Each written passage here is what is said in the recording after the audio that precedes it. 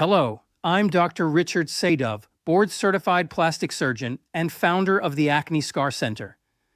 If you've been living with acne scars, you've probably tried creams, peels, or laser treatments that didn't quite deliver lasting change. Today, let's talk about the two main procedures that truly make a difference: subcision and punch excision. Not all scars are the same, and that's why not all treatments work the same. Some scars are shallow and textured on the surface. Others are deep and tethered under the skin, pulling it downward.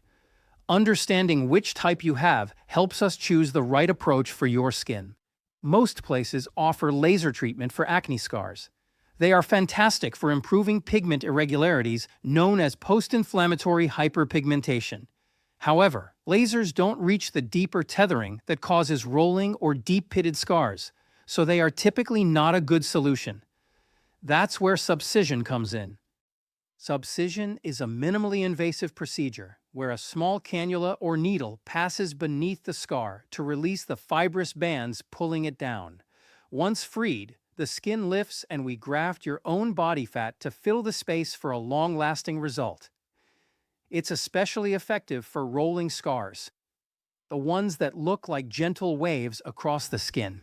For the deepest, narrow scars, often called ice pick scars, we use punch excision. Here, the scar tissue is surgically removed with a small circular tool and replaced with a fine linear closure. That small new scar will heal over time and be virtually invisible. If you're ready to finally address your acne scars with a plan that's tailored just for you, schedule a virtual acne scar consultation with us. We'll review your photos, identify your scar types, and design the most effective approach for lasting improvement. Click the link below to get started at theacnescarcenter.com.